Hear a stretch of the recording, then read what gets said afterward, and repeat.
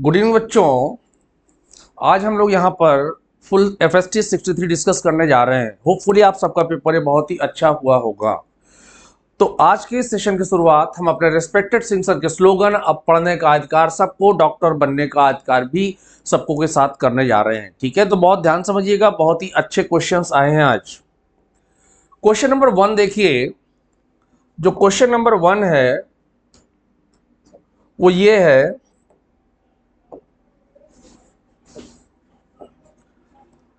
if effective current in the given circuit is 2 ampere then what is the impedance of the circuit। impedance की बात पूछी गई है, ठीक है, यानी हमसे Z पूछा गया है। तो Z की वैल्यू अगर निकालनी है तो हम लोग जानते हैं कि I हमारा V अपॉन Z के इक्वल होता है, यानी Z की वैल्यू हमारी V अपॉन I के इक्वल आ जाएगी। जरा यहां पर हम लोग V निकाल लेते हैं। देखो भैया, यहां पर अगर आप देखें इस डायरेक्शन में अगर हमारा VR होता है तो यहां पर हमारा VL होता है। तो अगर हम रिजल्टेंट V की बात करेंगे तो V हमारा इक्वल हो जाएगा अंडर रूट के अंदर VL square plus VR square के। यहां पर वैल्यूज गिवन है, पुट कर देते हैं। ये इक्वल हो जाएगा 90 का स्क्वायर प्लस 120 का होल स्क्वायर। सिंप्लीफाई करते हैं तो ये हो जाएगा 8100 प्लस 14400। जल्दी से इसको सॉल्व करते हैं। सॉल्व करने पर जो इसकी वैल्यू आ रही है वो वैल्यू सॉल्व करने पर यहां पर जो V की वैल्यू आ रही है बेटा वो 22500 के इक्वल आ रही V स्क्वायर। तो V की वैल्यू को आप कैलकुलेट करेंगे तो ये 150 वोल्ट के इक्वल आ जाएगी। तो ये इफेक्टिव हमारा वोल्टेज ड्रॉप हो गया। तो अगर हमें Z निकालना है तो Z की वैल्यू हमारी V अपॉन I के इक्वल आएगी। V की वैल्यू आपने निकाली है 150, I है आपका 2 एम्पियर, तो इसकी वैल्यू आ गई 75 ओम। तो देखते हैं कौन सा ऑप्शन करेक्ट है। तो करेक्ट ऑप्शन की बात करें so correct option is option number third option correct है। मूव करते हैं नेक्स्ट क्वेश्चन की तरफ।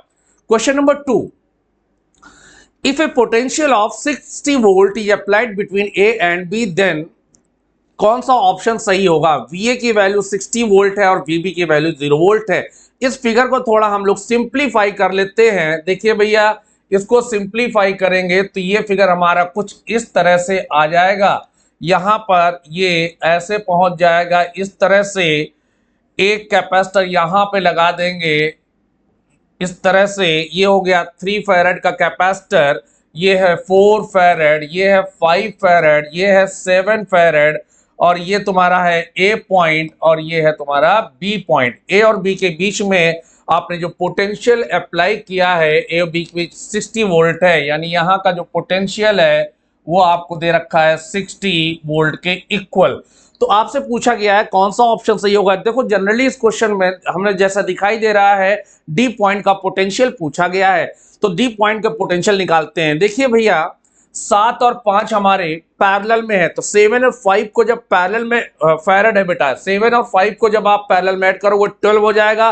12 4 फैरेड के साथ सीरीज में है, यानी इस अपर वाली ब्रांच के इक्विवेलेंट कैपेसिटेंस को अगर मैं C इक्विवेलेंट से लिखूं तो देखिए C इक्विवेलेंट की जो वैल्यू आएगी वो 4 × 12 अपॉन 16 हो जाएगी, यानी 3 फैरेड के इक्वल हो जाएगी।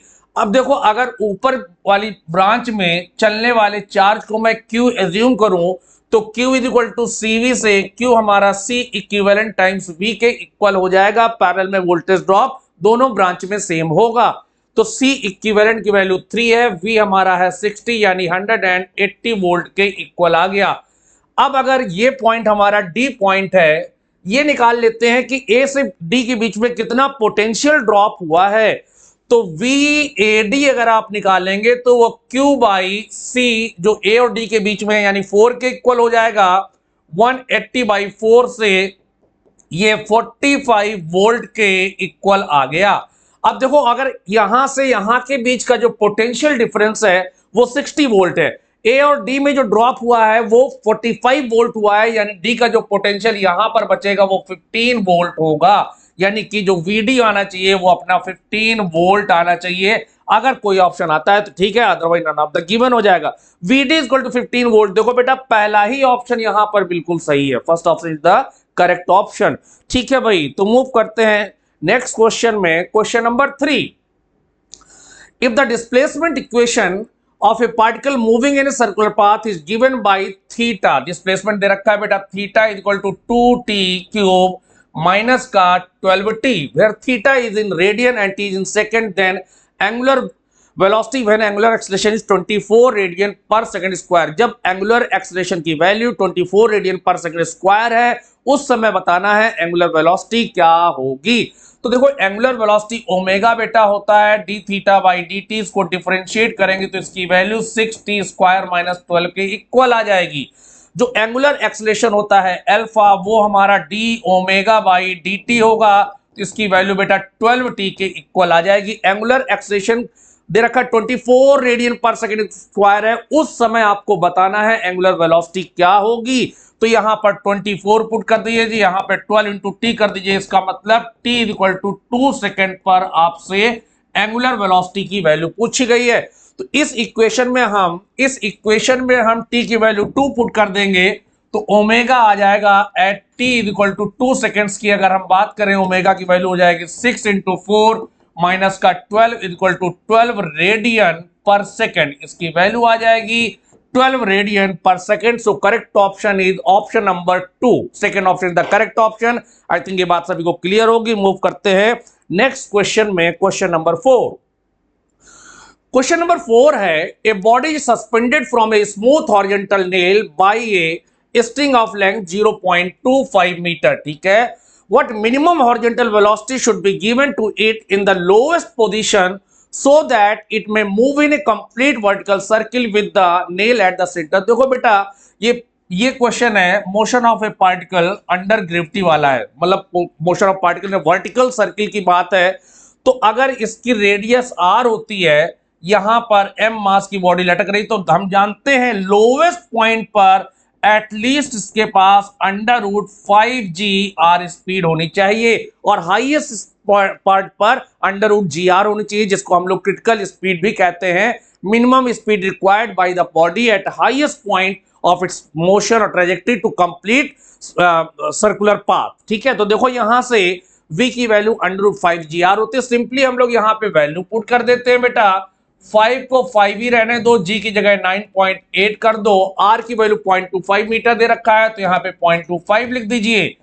अंडर रूट के अंदर 5 इंटू 98 इंटू 25 अपॉन 1000 कर दीजिए, इससे कैंसिल करेंगे तो यहां पर 40 आ जाएगा।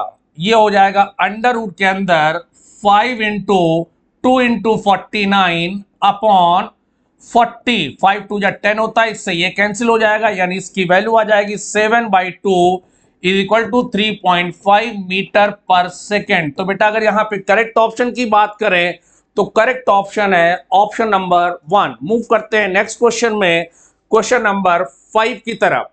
Two particles of masses 100 gram and 300 gram have position vector 2i cap plus 3j cap plus 13k cap meter and minus 6i cap plus 4j cap plus 2k cap meter respectively। The position vector of center of mass is, देखो भैया जो position vector होता है center of mass का r, वो हमारा m1 r1 vector plus m2 r2 vector divided by m1 plus m2 के हो जाएगा। अब यहां पर हम वैल्यू पुट कर देते हैं। देखो भाई r वेक्टर की वैल्यू आ जाएगी m1 है 100 इंटू 10⁻³ कर देते हैं और r1 दे रखा है 2i cap plus 3j cap plus 13k cap plus m2 दे रखा है 300 इंटू 10⁻³ कर देते हैं, ग्राम को किलोग्राम में बिकॉज ये मीटर में गिवन है, -6i कैप प्लस का 4j कैप प्लस का 2k कैप डिवाइडेड बाई कर देते हैं यहां पर हम लोग m1 प्लस m2 से, यानी 400 इंटू 10⁻³ -3 पावर चली गई 0 0 और 0 चले गए। सिंप्लीफाई कर लेते हैं बेटा, देखिए 2 आई कैप है और यहां पर माइनस का 18 आई कैप है, यानी माइनस का 16 आई कैप बचेगा ऊपर। यहां पर 3 जे कैप है और यहां पर 12 जे कैप है, तो प्लस का 15 जे कैप हो जाएगा। यहां पर 13 के कैप है और वहां पर 3 2 6 के कैप है, तो प्लस का 19 के कैप बाई 4 हो जाएगा। यानी इसकी वैल्यू निकालेंगे तो माइनस का 16/4 आई कैप प्लस का 15/4 जे कैप प्लस का 19/4 के कैप होगा। देखते हैं कौन सा ऑप्शन सही है। 17 बेटा, तो यहां पर कोई भी ऑप्शन मैच नहीं कर रहा है। कोई बात नहीं है, आपको ये क्वेश्चन बोनस में जाएगा, ठीक है। डोंट वरी, करने का तरीका मेथड आप समझ लीजिए, क्वेश्चन ये आपका बोनस में जाएगा, तो बिल्कुल आपको परेशान नहीं होना है। मूव करते हैं नेक्स्ट क्वेश्चन में, question number 6। The specific resistance of the material of a wire is rho and its volume is 3 metre cube and its resistance is 3 ohm. The length of the wire will be. देखो बेटा, हम लोग जानते हैं कि R की वैल्यू rho L upon area होती है। वॉल्यूम गिवन है तो इसको लिख देते हैं R is equal to rho L square upon area into length. ये वॉल्यूम हो जाएगा, यानी ये rho L square upon volume के इक्वल हो गया। तो यहां से अगर आप एल स्क्वायर की वैल्यू निकालेंगे तो वो आर वी अपॉन रो के इक्वल आएगा। एल की वैल्यू अंडर रूट के अंदर आर वी अपॉन रो हो जाएगा। आर आपको दे रखा है कितने ओम में बेटा? 3 ओम। वॉल्यूम दे रखा है 3 मीटर क्यूब।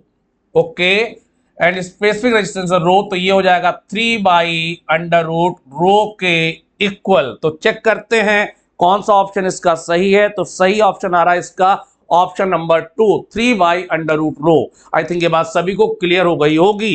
क्वेश्चन नंबर 7 में मूव करते हैं। In the network shown points A, B and C are at potential 70, 0 and 10 volt respectively. Potential junction D का हमने मान लिया, यहां का पोटेंशियल V है। इधर जाने वाली करंट I1 मान लिया, इधर जाने वाली करंट I2 मान लिया, इधर जाने वाली करंट I3 मान लिया। तो फ्रॉम किरचॉफ्स करंट लॉ जो I1 plus I2 plus I3 की वैल्यू होगी बेटा वो 0 के इक्वल होगी। I1 की वैल्यू निकालोगे तो V माइनस 70 अपॉन आर से 10 आ जाएगा। I2 की वैल्यू निकालोगे तो प्लस का V माइनस 0 अपॉन 20 आ जाएगा। I3 की वैल्यू निकालोगे तो प्लस का V माइनस 10 डिवाइडेड बाई 30 आ जाएगा, इक्वल टू 0 आ जाएगा। 0 0 0 बेटा आपका कैंसिल हो जाएगा। 6 से मल्टीप्लाई कर देते हैं, तो जब 6 से मल्टीप्लाई करोगे तो ये हो जाएगा 6V माइनस 420 प्लस का 3V प्लस का 2V minus 20 equal to 0। 6 3 9 2 11 11V equal to 420 plus 24 40 के, यानी कि यहां से V की वैल्यू निकालोगे 440 डिवाइड बाई 11 से 40 वोल्ट के इक्वल आ जाएगी। तो चेक करते हैं कौन सा ऑप्शन सही है। करेक्ट ऑप्शन इज बेटा ऑप्शन नंबर सेकंड ऑप्शन यहां पर आपका सही है, ठीक है। तो मूव करते हैं क्वेश्चन नंबर 8 की तरफ। देखिए क्वेश्चन नंबर 8 ये है, two coaxial solenoids shown in figure, if key of primary suddenly open then direction of instantaneous induced current in resistance R which connected in secondary is। देखो भैया, ये इसकी डायरेक्शन हम लोग लेंज लॉ से निकालेंगे। जैसे यहां पर ऐसे करंट फ्लो कर रही है, तो अगर इसकी वजह से इस सेकेंडरी कॉइल में हम मैग्नेटिक फील्ड की डायरेक्शन निकालेंगे तो इसकी वजह से नीचे होगा, इसके ऊपर होगा। मैग्नेटिक फील्ड बेटा इस डायरेक्शन में रही होगी। अब जब इस सडन इसको ओपन कर दोगे, इसको ओपन करने के बाद आपकी यहां पर मैग्नेटिक फील्ड रिड्यूस होने लगेगी। तो ये जो सेकेंडरी कॉइल है, इस कॉइल में करंट इस डायरेक्शन में फ्लो करनी चाहिए कि वो उस कॉज का ही अपोज करे जिसकी वजह से वो जनरेट हुई है, पैदा हुई है, राइट। तो यानी हमें मैग्नेटिक फील्ड इस डायरेक्शन में लानी है। इधर की तरफ मैग्नेटिक फील्ड लाने के लिए करंट इधर से देखने पर चलनी चाहिए क्लॉकवाइज, यानी करंट चलनी चाहिए इस तरह से, तभी हमारी मैग्नेटिक फील्ड आएगी लेफ्टवर्ड। ऐसे करंट जाने का मतलब है कि यहां से करंट ऐसे जा रही हो तो यहां से करंट ऐसे आ रही हो, यानी इसकी जो डायरेक्शन आनी चाहिए बेटा वो L2N आनी चाहिए, राइट। तो करेक्ट ऑप्शन होना चाहिए इसका ऑप्शन नंबर 1, डायरेक्शन आएगी L टू N। मूव करते हैं नेक्स्ट क्वेश्चन में, question number 9। A conducting circular loop is placed in a uniform magnetic field, B दे रखा है आपको 0.04 टेस्ला, ठीक है भैया, with plane perpendicular to the magnetic field, ठीक है, प्लेन मैग्नेटिक फील्ड के परपेंडिकुलर है, यानी एरिया वेक्टर मैग्नेटिक फील्ड के पैरेलल हो गया, तो थीटा की वैल्यू परेशान नहीं होना, थीटा हमारा यहां पर 0 डिग्री हो गया।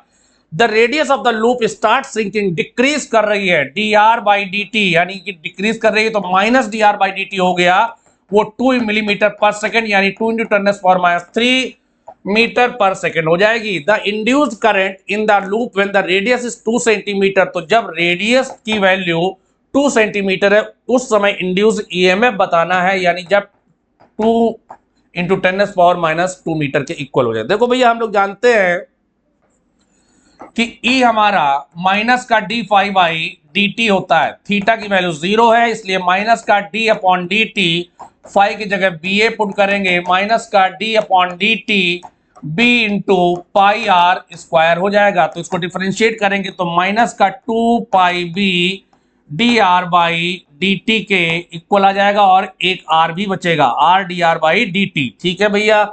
माइनस dr/dt की वैल्यू आपको गिवन है 2 × 10⁻³ तो 2 × 10⁻³ हो गया। पाई को एज इट इज रहने दो, b की वैल्यू गिवन है 0.04 टेस्ला, 0.04 टेस्ला, r की वैल्यू 2 × 10⁻², तो ये हो गया into 2 × 10⁻²।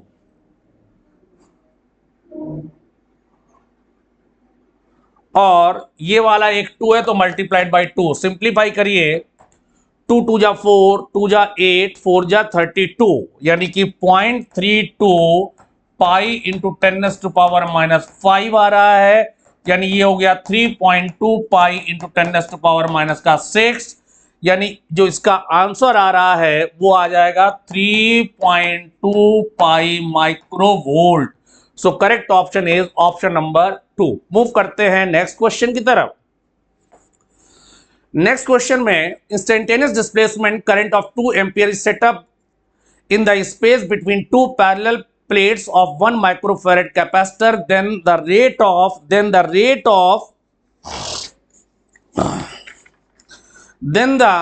of change of potential difference across capacitor plates is, देखो भैया हम लोग जानते हैं कि जो डिस्प्लेसमेंट करंट है वो ε0 d∅/dt या c/dv/dt के इक्वल आता है। हमसे यहां पर dv/dt पूछा गया है, तो वो डिस्प्लेसमेंट करंट अपॉन कैपेसिटर के इक्वल हो जाएगा। तो id की वैल्यू दे रखी है 2 अपॉन कैपेसिटर दे रखा है 1 × 10⁻⁻6 फैराड, यानी ये 2 × 10⁻6 वोल्ट पर सेकंड के इक्वल आ जाएगा। सिंपली फार्मूला बेस्ड क्वेश्चन था, कुछ भी नहीं करना है, सिर्फ फार्मूले में वैल्यू पुट करनी है। तो अगर हम देख पा रहे हैं तो इसका क्वेश्चन का ऑप्शन आ रहा है option number 3। Question number 11। Question number 11 बहुत ही अच्छा क्वेश्चन है। The radius of A charge metal sphere r is 10 centimetre and it's potential is 300 volt. Okay 300 volt. तो देखो भैया ध्यान रखिएगा कि सीएस में बात कर रहे हैं तो जो 1 स्टैट वोल्ट होता है वो तुम्हारा 300 वोल्ट के इक्वल होता है। सीजीएस यूनिट में वैल्यू बतानी है। अब देखो ध्यान से, जो V होता है वो 1/4 पाई ε0 Q/r के इक्वल होता है। यहां पर 1/4 पाई ε0 की वैल्यू 1 होती है। ESU में इसकी वैल्यू हो गई 300 वोल्ट दे रखा है तो 1 हो गया Q/r। R की वैल्यू आपको दे रखी है 10 सेंटीमीटर, यानी यहां से Q की वैल्यू आ गई 10 स्टैट कूलम। 10 स्टैट कूलम आ गई आपकी Q की वैल्यू। हमसे सरफेस चार्ज डेंसिटी पूछी गई है, तो यानी कि हमसे सिग्मा पूछा गया है। मेटल है, चार्ज पूरा पूरा सरफेस में होगा, तो Q/4 पाई r² के इक्वल। जरा जल्दी से वैल्यू पुट कर दो। Q की वैल्यू है आपकी 10/4 पाई इंटू r²। 10 का स्क्वायर करेंगे तो 100 आ जाएगा, यहां पर 100 आ जाएगा, 0 0 कैंसिल हो गया, तो 1/40 पाई के इक्वल आ गया। बेटा जल्दी से सॉल्व करिए इसको, मुझे इसकी वैल्यू बताइए।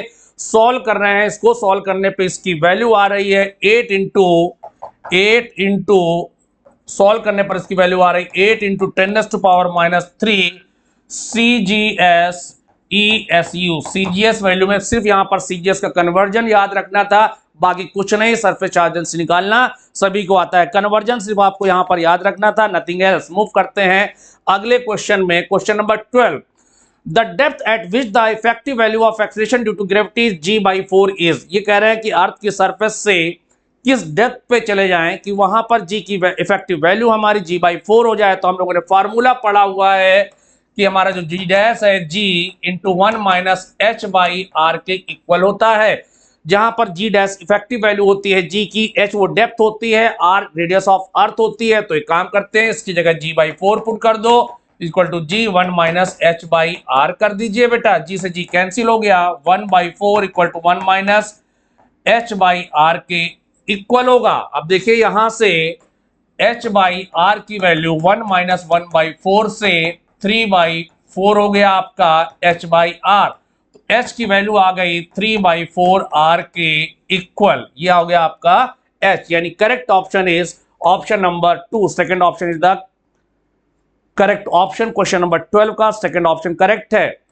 मूव करते हैं अगले क्वेश्चन में, question number 13। Select the correct graph for de Broglie waves where symbols has their usual meaning. ठीक है भैया, लैम्डा की वैल्यू हमारी H/P होती है, H/mv होती है।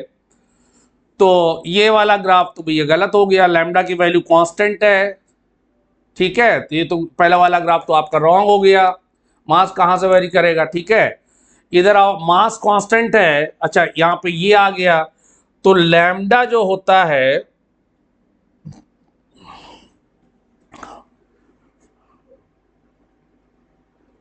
मास को कांस्टेंट रखा है, लैम्डा की वैल्यू हमारी H/√, के अंदर 2m E होती है।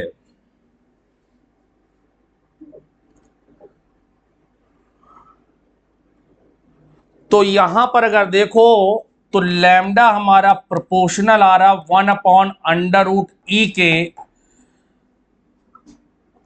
यानी कि ये जो है अगर 1/√E के और लैम्डा के बीच का ग्राफ होता तो ये सही होता, यानी ये ग्राफ भी गलत हो गया बेटा।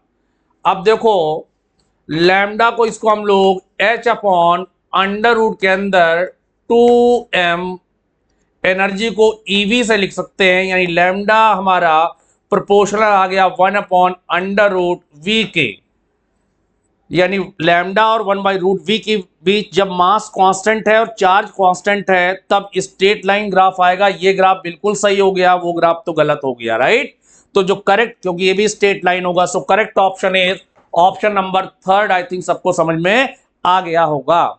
मूव करते हैं अगले क्वेश्चन में, question number 14। The transition from the state n equal to 3 to n equal to 1 in hydrogen like atom results in ultraviolet. ठीक है, जब लाइमन सीरीज होती है तो वहां पर हमारा अल्ट्रावायलेट होता है। फिर ये कह रहे हैं infrared radiation will be obtained. Infrared radiation कहां होगा, जो बामर सीरीज होती है उसमें हमारा जो होता है वो विजिबल होता है, वहां पर विजिबल रीजन होता है।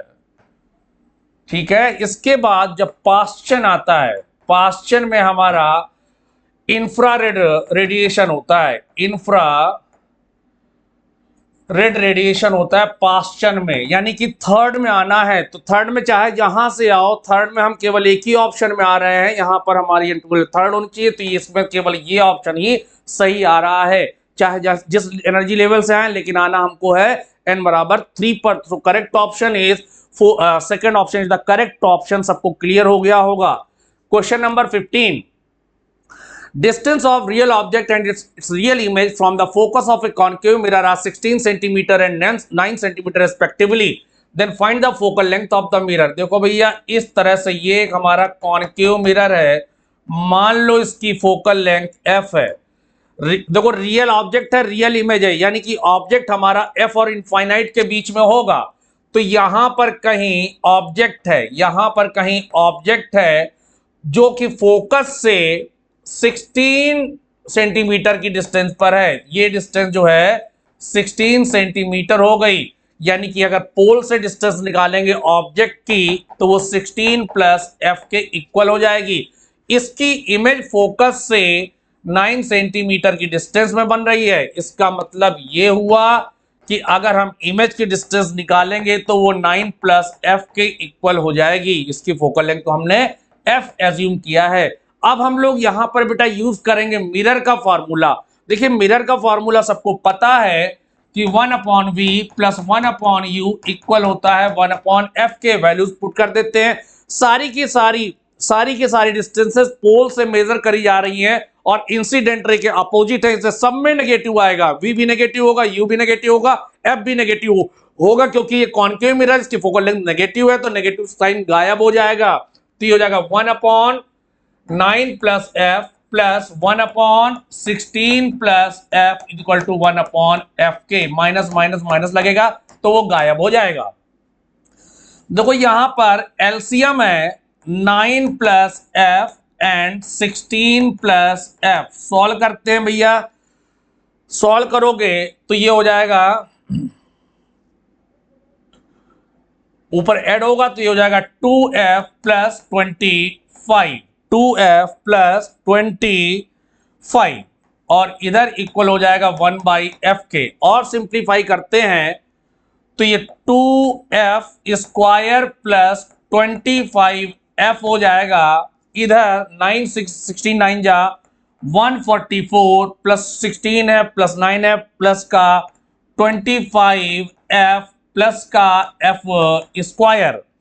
देखो भैया 25f से 25f कैंसिल हो गया। कितना सिंपल सा क्वेश्चन है। देखिए 2f स्क्वायर में से f स्क्वायर गया तो f स्क्वायर बचा 144 के। यहां से f की वैल्यू निकालेंगे तो 12 सेंटीमीटर के इक्वल आ गई, यानी इसकी फोकल लेंथ होगी 12 centimetre. So correct option is option number third option इसका करेक्ट ऑप्शन है। मूव करते हैं नेक्स्ट क्वेश्चन में, क्वेश्चन नंबर 16।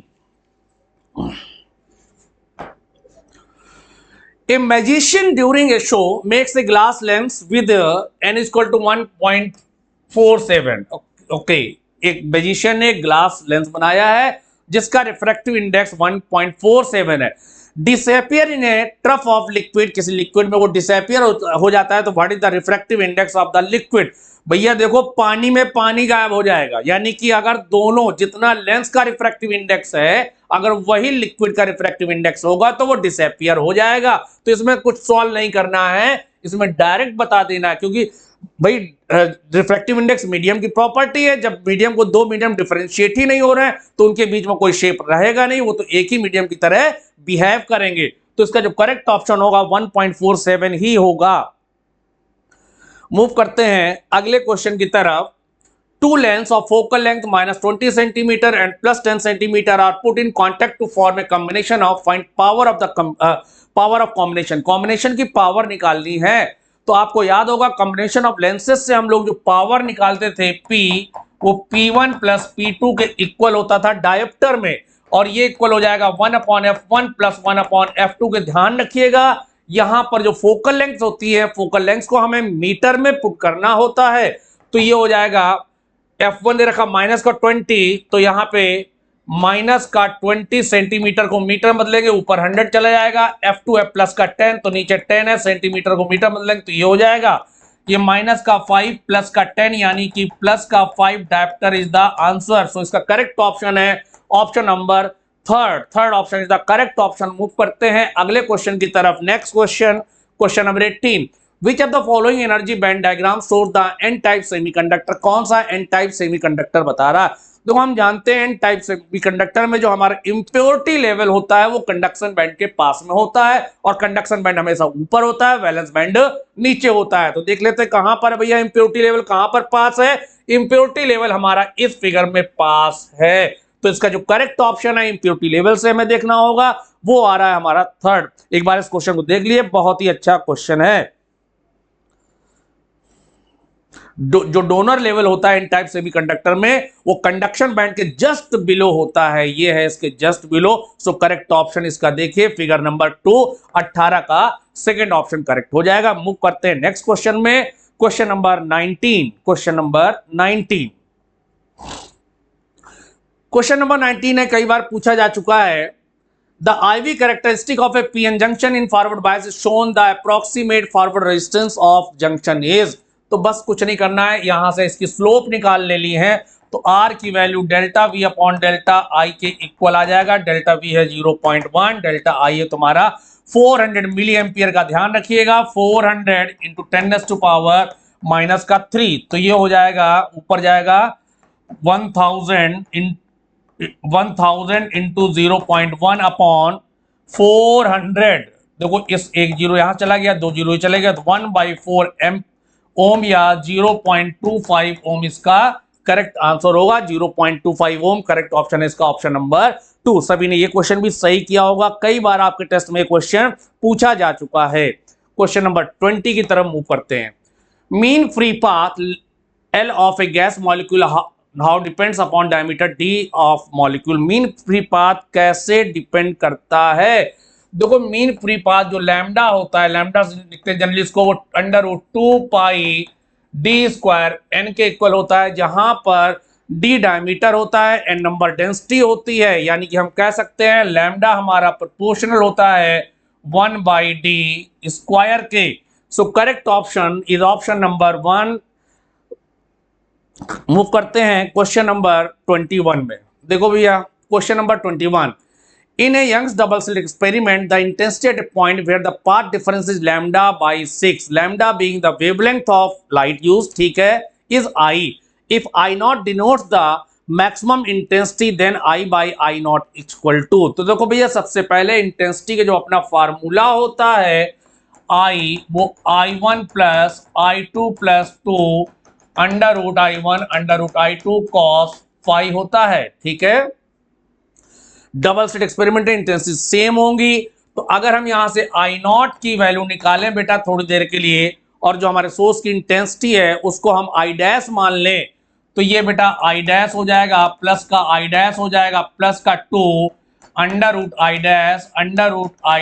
cos का 0 हो जाएगा मैक्सिमम इंटेंसिटी के लिए। cos 0 की वैल्यू 1 होती है, तो I0 की वैल्यू यहां से 4I के इक्वल आ गई, ठीक है भाई। अब देखो कहां पर पूछा गया है, I कहां पर दिया है, जहां पर पाथ डिफरेंस λ/6 है। एक फार्मूला पढ़ा है बेटा हम लोगों ने कि जो डेल्टा फाई फेज डिफरेंस होता है वो 2π/λ इंटू डेल्टा x के इक्वल होता है, यानी 2π/λ ये है तुम्हारा λ/6, यानी हो गया ये π/3 के इक्वल, ठीक है भाई। तो अभी काम करते हैं, अगर हम I निकाल रहे हैं जहां पर पाथ डिफरेंस λ/6 है, तो I की वैल्यू हो जाएगी तुम्हारी I' plus 2 √I' cos π/3 cos 60, तो ये हो जाएगा I' प्लस 2I' cos 60 की वैल्यू 1/2 होती है, 2 से 2 कैंसिल हो गया, यानी I की वैल्यू आ गई 3I'। हमसे पूछा गया है I/I0, तो अगर आप I/I0 निकालेंगे तो ये 3I' अपॉन 4I' के इक्वल होगा, यानी इसकी वैल्यू आ जाएगी 3/4। सो करेक्ट ऑप्शन इज 3/4। देखते हैं कौन सा ऑप्शन सही है। Correct option is option number 1, first option सही है बेटा सभी का, ठीक है। मूव करते हैं नेक्स्ट क्वेश्चन में, question number 22। Two liquids A and B of mass 2m and 3m, 2m and 3m, specific heats S1 and S2 are at temperature 100 degree centigrade and 20 degree centigrade are mixed together to have a common temperature 30 degree centigrade, ठीक है। Ratio of specific heats of S1 and S2 are, ठीक है। देखो भैया एक A है और ये एक दूसरा लिक्विड है B। शुरुआत में इसका टेम्परेचर था, ये A है, ये है B, इसका टेम्परेचर है, इसका मास दे रखा है बेटा 2m, स्पेसिफिक हीट S1 है, टेम्परेचर है 100 डिग्री सेंटीग्रेड, इसका मास है 3m, स्पेसिफिक हीट है S2, टेम्परेचर है 20 डिग्री सेंटीग्रेड। जब इन दोनों को मिक्स कर दिया तो टेम्परेचर जो मिक्सचर का आया है वो है 30 डिग्री सेंटीग्रेड। तो यहां पर हम लोग प्रिंसिपल ऑफ कैलोरीमेट्री का इस्तेमाल करेंगे। Heat loss is equal to heat gain. क्या यूज करेंगे? Heat loss is equal to heat gain. Heat loss is equal to heat gain.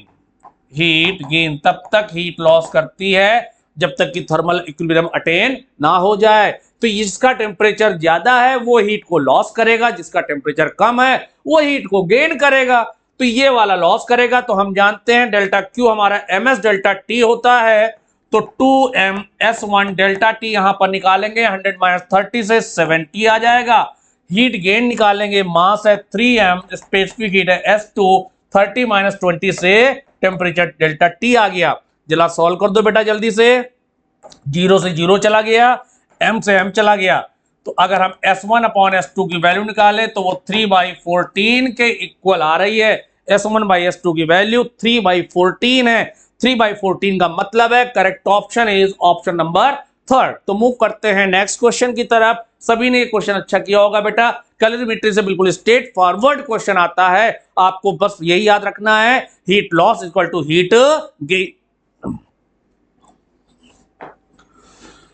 Question number 23 देखिए, a wire of area of cross section 10⁻⁻6 meter square is increased in length, okay, is increased in length by 0.1%. The tension produced is 1000 Newton. The Young's modulus of wire is, देखो भैया delta L by L दे रखा है 0.1% यानी 0.001 हो गया ये delta L by L। हम जानते हैं कि यंग्स मॉडुलस हमारा स्ट्रेस अपॉन स्ट्रेन के इक्वल होता है बेटा। डायरेक्ट फार्मूला बेस्ड क्वेश्चन है। स्ट्रेस हो जाएगा फोर्स अपॉन एरिया, स्ट्रेन हो जाएगा delta L by L। Force की वैल्यू टेंशन के बराबर है जो कि 1000 न्यूटन है। एरिया दे रखा है 10⁻⁻6। डेल्टा L बाई L की वैल्यू अभी हम लोगों ने निकाली है, परसेंटेज को चेंज करना पड़ा था तो ये आ गया। अब इसको सॉल्व करेंगे, नीचे है माइनस का 9 ऊपर थी, तो ये 10⁻12 न्यूटन पर मीटर स्क्वायर के इक्वल आ गया। सो करेक्ट ऑप्शन अगर हम देखें तो करेक्ट ऑप्शन है इसका ऑप्शन नंबर 1, राइट। सभी ने इस क्वेश्चन को सही किया होगा। मूव करते बेटा अगले क्वेश्चन की तरफ। In the given figure if F1 is equal to magnitude of force on Q1 due to Q2, F2 is equal to magnitude of force on Q1 due to Q3, then F1 by F2 का ratio बताना। ठीक है, देखो बेटा ये distance L है। हम जानते हैं कूलॉम्स लॉ में जो फोर्स का फार्मूला होता है वो K Q1 Q2 upon R square होता है, जहां R चार्जेस के बीच का सेपरेशन होता है। तो हमें डिस्टेंस बेसिकली निकालनी है। ये L है तो ये डिस्टेंस L cos 30 हो जाएगी और ये डिस्टेंस L sin 30 के इक्वल आ जाएगी। जरा हम यहां से F1 को निकालें। F1 हमारा इक्वल हो जाएगा K 3Q into Q upon L sin 30 का होल स्क्वायर। F2 हो जाएगा K 2Q into Q upon L cos 30 का होल स्क्वायर। दोनों को बेटा डिवाइड कर देते हैं। K से K कैंसिल, Q स्क्वायर से Q स्क्वायर कैंसिल, L से L कैंसिल, यानी F1 अपॉन F2 हो जाएगा 3/2 cos 30 अपॉन sin 30 का whole square.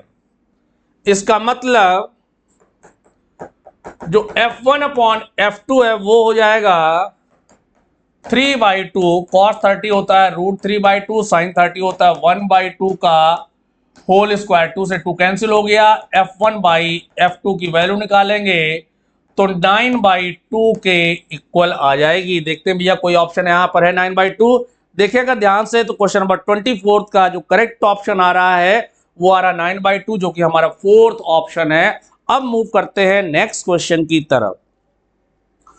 Question number 25, an electric dipole, बहुत ही अच्छा क्वेश्चन है। An electric dipole is placed at the origin and is directed along the x axis at point P far away from the dipole. The electric field is parallel to the y axis। ठीक है, OP makes an angle theta with the very good। देखो भैया बहुत ही अच्छा question है। यहां पर ऐसे ये एक डाइपोल रखा है, माइनस क्यू चार्ज है प्लस क्यू चार्ज है, ये डाइपोल का सेंटर है। यहां से इस तरह से थीटा डिग्री एंगल पर आर डिस्टेंस पर कोई पॉइंट है, थीटा डिग्री एंगल पर पी पॉइंट है, जहां पर इलेक्ट्रिक फील्ड दे रखी है उन्होंने कि वो वाई एक्सिस के पैरेलल है। इलेक्ट्रिक फील्ड हमारी वाई एक्सिस के पैरेलल है, कुछ इस तरह से।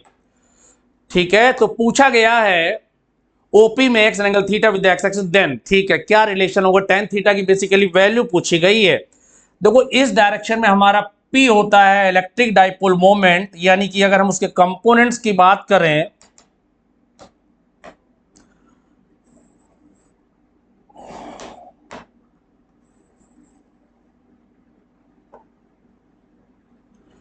इधर P है तो इधर हो जाएगा बेटा PE कॉस थीटा, और इधर हो जाएगा PE साइन थीटा। यानी कि अगर हम इसको ऐसे आगे बढ़ाएं तो ये एक्सियल वाली पोजीशन है, इधर की तरफ इलेक्ट्रिक फील्ड का जो कंपोनेंट होगा वो EA आ जाएगा, और इस डायरेक्शन में जो इलेक्ट्रिक फील्ड का कंपोनेंट हो जाएगा वो इक्वेटोरियल पोजीशन हो जाएगी, तो ई के इक्वल आ जाएगा। ये एंगल थीटा है तो ये वाला एंगल 90 माइनस थीटा हो जाएगा, ये 90 माइनस थीटा है तो ये एंगल भी 90 माइनस थीटा हो जाएगा। तो अगर हम P पॉइंट की बात करें तो जो tan 90 माइनस थीटा है वो ई अपॉन ई ए के इक्वल होगा। tan 90 minus theta cot theta होता है। E equatorial position, E equatorial पे होता है PE cos theta by R cube, और एक्सियल पे होता है 2PE, ये P कॉस थीटा था,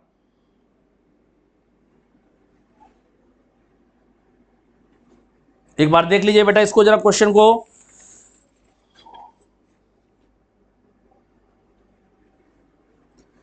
इक्वेटोरियल में ये डाइपोल मोमेंट है और ये एक्सियल में, यस बेटा एक सेकेंड थोड़ा सा मिस्टेक हो गया, थोड़ा सा बहुत ध्यान से देखना है क्वेश्चन को। इक्वेटोरियल में तो ये है ना, ये एक्सियल के लॉन्ग ये है, ठीक है, तो ये हो जाएगा PE sine theta by R cube, और ये हो जाएगा 2PE cos theta by R cube. यानी कि कॉट थीटा की वैल्यू आ गई tan theta by 2। Cot theta होता है 1 upon tan theta is equal to tan theta by 2। यानी यहां से tan स्क्वायर थीटा की वैल्यू 2 आ गई, तो tan थीटा की वैल्यू अंडर रूट 2 के इक्वल आ गई। सो करेक्ट ऑप्शन है 25वें का सेकंड। देखिए जरा सी मिस्टेक ध्यान नहीं दिया और वहां पे क्वेश्चन रॉन्ग है, तो ये छोटी छोटी मिस्टेक्स को अवॉइड करना है आप लोगों को, ठीक है। तो होपफुली आज के सेशन को आप लोगों ने बहुत ही इंजॉय किया होगा, सारे कॉन्सेप्ट आपके अच्छे से क्लियर हो गए होंगे। इसके बाद क्वेश्चन नंबर 26 से डिस्कस कराने के लिए हमारे बीच में आ रहे हैं आरडी सर। आरडी सर इसके आगे डिस्कस कराएंगे। थैंक यू वेरी मच बच्चों। गुड आफ्टरनून बच्चों।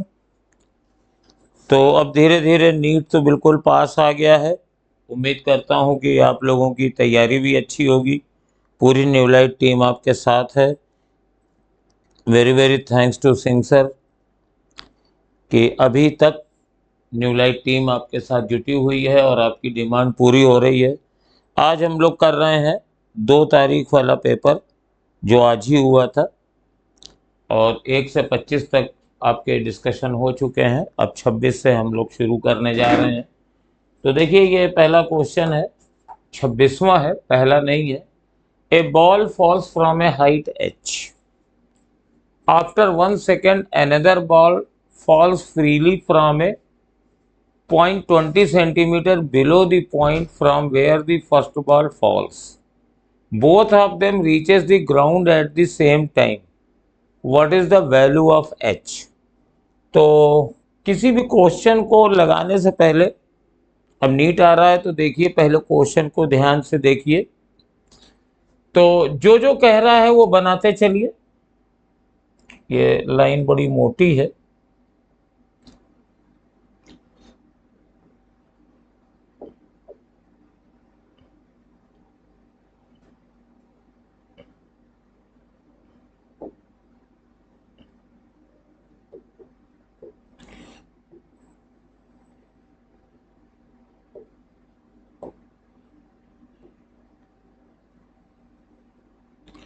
यस, तो ये देखिए, ये मान लीजिए यहां से पहली बॉल ड्रॉप की गई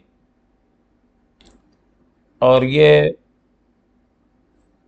t बराबर 0 सेकेंड पर ड्रॉप की गई फर्स्ट बॉल, और इसने गिरना स्टार्ट किया। गिरती रही, उसके 1 सेकेंड के बाद, यानी t बराबर 1 सेकेंड पर सेकेंड बॉल ड्रॉप करनी शुरू होती है, और ये डिस्टेंस 20 मीटर है। This is the 20 metre distance. और साथ में कहा गया है कि दोनों बॉल को सेम टाइम पर ग्राउंड पर पहुंचती हैं, यानी ये ऊपर से छोड़ी गई है और ये 1 सेकेंड के बाद 20 मीटर नीचे से छोड़ी गई है, और दोनों ग्राउंड पर सेम टाइम लेते हैं। तो इसका मतलब ये है कि अगर पहली वाली बॉल को, फर्स्ट बॉल जो है, सपोज कर लो कि इसको टी टाइम लगा है ग्राउंड तक पहुंचने में, तो ये एच हाइट टी टाइम में गिरती है। तो हम लिख देंगे एच बराबर 1/2 GT²। और जो सेकेंड बॉल है वो भी 0 से गिर रही है, ये भी उसी समय ग्राउंड पे पहुंची है, और ये 1 सेकेंड के बाद खेत पहुंची थी। तो सेकेंड बॉल के ग्राउंड पे गिरने का टाइम t-1 सेकेंड होगा। लेकिन ये गिरी है, एच नहीं गिरी है, ये तो 20 मीटर नीचे से गिरी है, तो ये वाली डिस्टेंस है 20-h। तो 20-h is equal to half g और t-1 का स्क्वायर। ये हमारे पास दो इक्वेशन बन गए हैं, और यहां से अगर हम निकालना चाहना है हमें h, तो t की वैल्यू 1 से निकाल के दूसरे में रख देनी है। तो बहुत कठिन क्वेश्चन नहीं था ये। आप, ये इक्वेशन फर्स्ट है, ये इक्वेशन सेकंड है, इन दोनों को ऐड कर दीजिए। 20 बराबर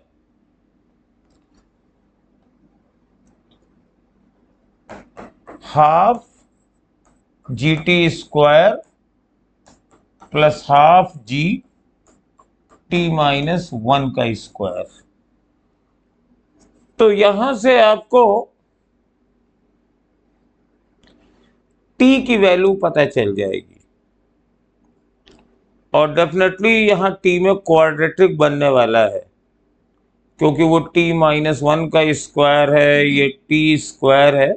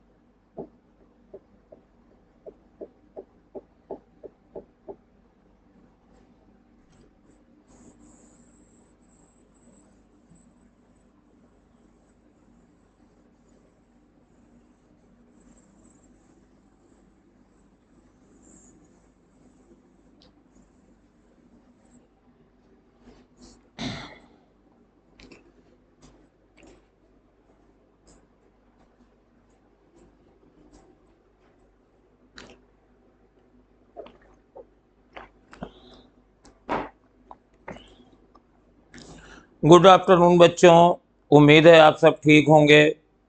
नीट बिल्कुल आ चुका है पास में और ये टेस्ट सीरीज भी अपने अंतिम दौर में है। हम लोग कोशिश कर रहे हैं कि हर वैरायटी कवर हो जाए और आपके जितने भी डाउट्स हैं क्लियर हो जाएं। और डिस्कशन शुरू करने से पहले I would like to thanks doctor Singh sir, जिनकी वजह से इस प्लेटफॉर्म पर हम लोग आपके साथ हैं। आप लोग इतना पढ़ लिख चुके हैं। उनका सपना है डॉक्टर बनने का अधिकार सबको, पढ़ने का अधिकार सबको, और अंतिम क्षणों तक न्यू लाइट आपके साथ है। So we are very very grateful, thanks to Singh sir. अब आज का पेपर 2 मई वाला लास्ट बट वन पेपर है, एक कल और है, तो इसके 25 क्वेश्चन डिस्कस हो चुके हैं और मैं राजदीप श्रीवास्तव आपको 26वां क्वेश्चन डिस्कस करने जा रहा हूं। तो देखिए, क्वेश्चन को पढ़ लीजिए तो आधा क्वेश्चन सॉल्व हो जाएगा। एक बॉल, पहली वाली बॉल h हाइट से t बराबर 0 पे गिरना शुरू होती है और इसके छोड़े जाने के 1 सेकंड के बाद इससे थोड़ा सा नीचे सेकंड बॉल ड्रॉप की जाती है t बराबर 1 सेकंड पे। तो और साथ में ये दिया गया है कि दोनों ग्राउंड सेम टाइम पर पहुंचती हैं। तो यानी अगर पहली बॉल को ग्राउंड तक पहुंचने में t टाइम लगा है, let time taken by first ball to reach ground, तो दैट इज t। तो सेकेंड बॉल को ये टाइम लगने वाला है t-1, क्योंकि ये 1 सेकंड के बाद इसने जर्नी शुरू करी थी और ग्राउंड पर ये पहली बॉल के साथ पहुंची है। अब दोनों के लिए हम s बराबर ut plus half at square लगाएंगे। तो पहली वाली बॉल h हाइट गिरी थी, तो h is equal to half gt square, और दूसरी वाली बॉल 20 मीटर नीचे से गिरी थी, तो ये गिरी है h-20 डिस्टेंस। तो h-20 is equal to half gt-1 का स्क्वायर। अब हमें h निकालना है, लेकिन पहले हम t निकालेंगे। इन दोनों इक्वेशन को माइनस कर देते हैं। तो माइनस करेंगे तो h से h कट जाएगा, h-20 is equal to half G T square minus half G t-1 का स्क्वायर। जब इसको ओपन करेंगे तो ये प्लस h से माइनस h कट जाएगा। 20 बराबर g की वैल्यू 10 रख दीजिए, 10/2, और हाफ जी कॉमन ले लेंगे तो ये आ जाएगा t स्क्वायर माइनस t-1 का होल स्क्वायर। अब इधर आगे प्रोसीड करते हैं। ये 10 है, ये 20 है, तो 2 2 जा 4 हो गया। 4 इज इक्वल टू, इसको आप ओपन कर लीजिए तो T square minus T square plus 1 minus 2t, ये आ गया। ये देखिए, टी स्क्वायर और t-1 का होल स्क्वायर, तो a square plus b square minus 2ab। तो 4 इज इक्वल टू, जब इसको ओपन करेंगे तो ये टी स्क्वायर से टी स्क्वायर फिर कैंसिल हो जाएगा और ये 1 माइनस का हो जाएगा, ये 2t-1। तो 2t बराबर 5 आ गया और t बराबर 5/2 आ गया। हमें तो h निकालना है, तो h ये दिया हुआ है। अब मैं कलर बदल देता हूं जिससे आपको दिखे। तो h is equal to g की जगह 10 और ये 2 है, और t की जगह रख दीजिए 5/2 इसका स्क्वायर। जब इसको सॉल्व करेंगे तो ये आ जाएगा ये 5 है, ये 25 है, 120/4, और जब इसको डिवाइड करेंगे तो 4 3 जा 12 और 31.2 मीटर इसका आंसर आ जाएगा। तो बहुत ही पुराना क्वेश्चन है, लगभग हर गाइड्स में ये मिलता है, और कुछ ऐसे क्वेश्चन इन दो पेपर में रखे गए हैं जिससे आपको उन पेपर पुराने पास्ट में आए हुए क्वेश्चंस जिनके फॉर्मूले डायरेक्ट लगते हों, जो इम्पोर्टेंट हों। तो ये क्वेश्चन दो इक्वेशन बना के होता है, लेकिन ये अपने समय में बहुत ही फेमस PYQ था, और हिस्ट्री कब पलट जाए कुछ कहा नहीं जा सकता है, इसलिए कुछ पेपर ऐसे जरूर रखे गए हैं जिसमें आपको वो पुराने क्वेश्चन मिल जाएंगे। ये one of the important question था। अब 27 क्वेश्चन ये मैग्नेटिज्म से है। एक वायर को 3 डिफरेंट शेप में बेंट किया गया है। What will be the ratio of their magnetic moment if they carry equal currents. तो मैग्नेटिक मोमेंट का फॉर्मूला होता है किसी करंट कैरिंग लूप का number of turns into current into area. तो देखिए सबके में करंट तो सेम दी गई है, इक्वल करंट्स, और टर्न भी सबके एक हैं, तो यानी magnetic moment proportional to area होगा।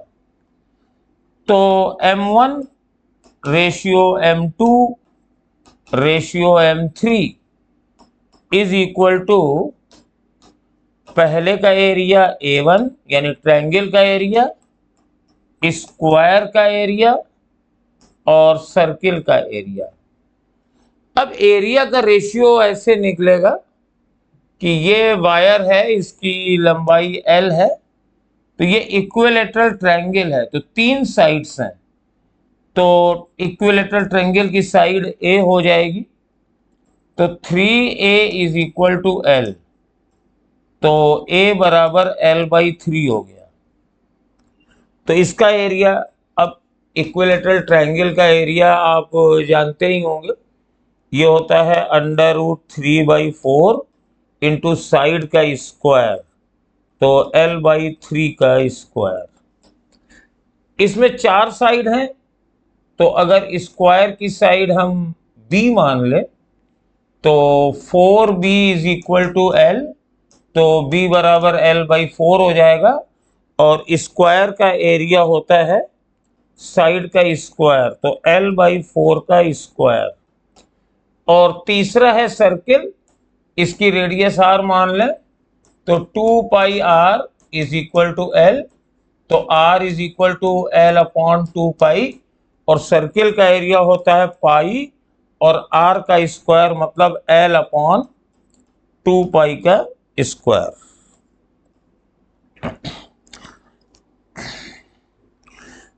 अब बस इसको सिंपलीफाई करना है, तो काटते चलिए। तो सबसे बड़ी चीज है कि L² वाला टर्म हर जगह से कट जाएगा, और ये देखिए √3 है और नीचे 3 का स्क्वायर है, तो पहला टर्म क्या बना, अब मैं इसको थोड़ा सा स्पेस बना लेता हूं, √3/4 और ये 3 आ गया, और ये L² चला गया 1/4, और ये यहां से L² चला गया नीचे 1/4π, पाई स्क्वायर आएगा, एक पाई कैंसिल हो गया। अब तीनों में 4 है, तो ये 4 4 4 भी कट गया, तो अब मेरे पास ये आ गया है। और हाँ, यहाँ पे एक थोड़ी सी एरर है, ये 3 का स्क्वायर है, तो ये 9 हो जाएगा, तो √3/9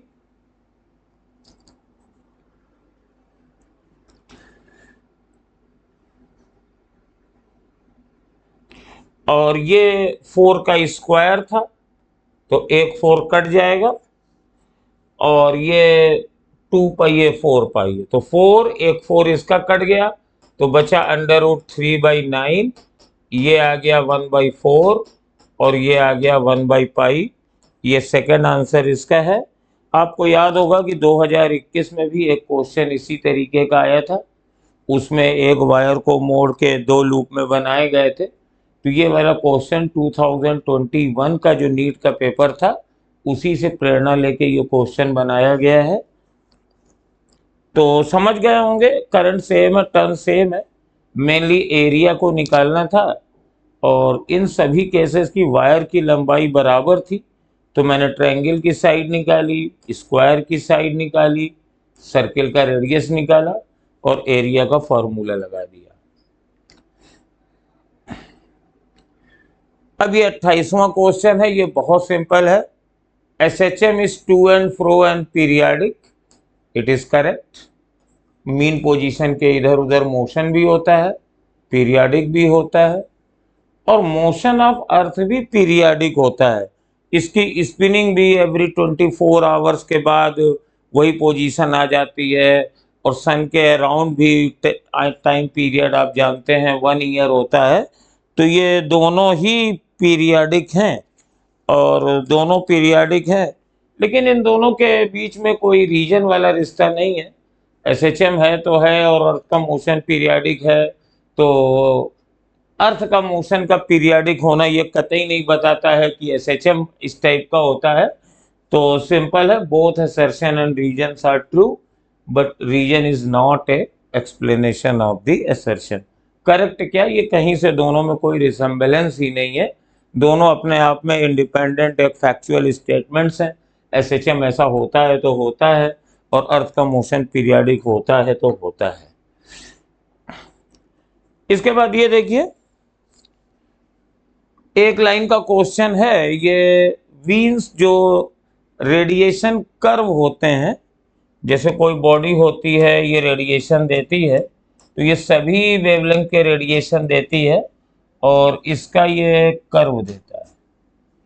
तो ये जो टोटल रेडिएशंस देता है ये एरिया से रिप्रेजेंट होगा, क्योंकि इस वेवलेंथ का, जैसे मान लो डिफरेंशियल लेने की शुरुआत करो, ये वेवलेंथ लैम्डा से डी लैम्डा के बीच में कितने रेडिएशन मिलेंगे, ये एरिया इसका रिप्रेजेंट करता है। तो कुल कितना रेडिएशन मिलेगा, वो कंप्लीट एरिया रिप्रेजेंट करेगा।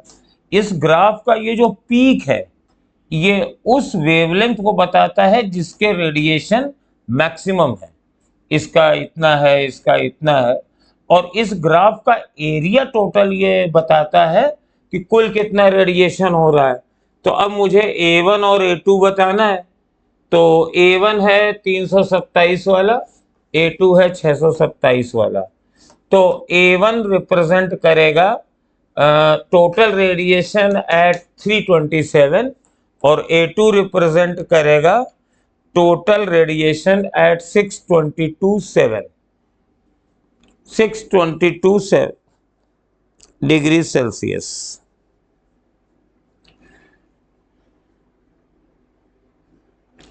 और यहां पे फिर वही धोखा आजकल ये न्यू लाइट में बहुत हो रहा है, A2 अपॉन निकालना है।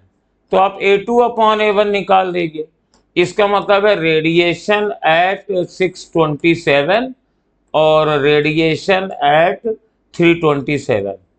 और अब मुझे इसका एरिया कैलकुलस से नहीं निकालना है, टोटल रेडिएशन किसी टेम्परेचर पे कितना होता है उसमें स्टीफेंस लॉ लग जाता है, प्रोपोर्शनल टू T की पावर 4। तो इसका टेम्परेचर है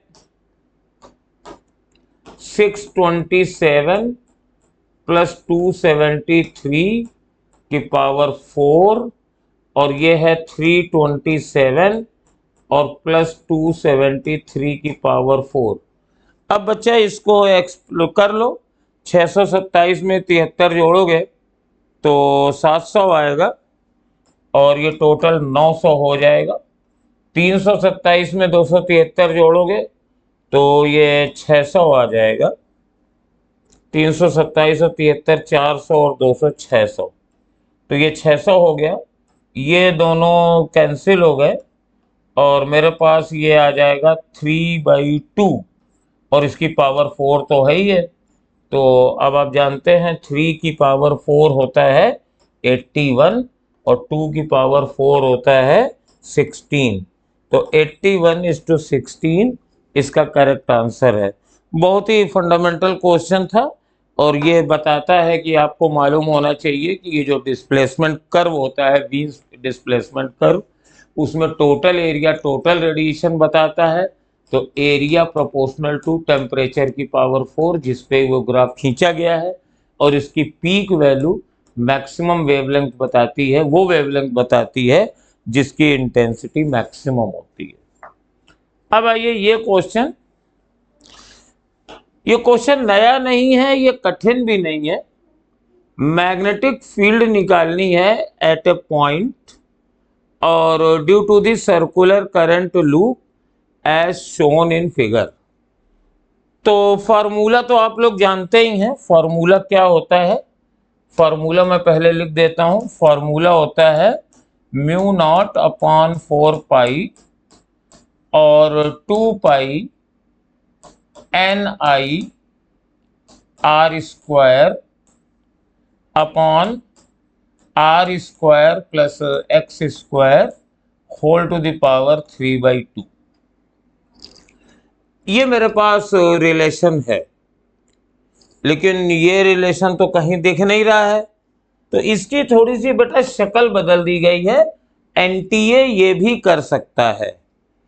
तो यहां पर देखिए, एक चीज आपको बताएं कि जो मेरे पास ये डिस्टेंस है,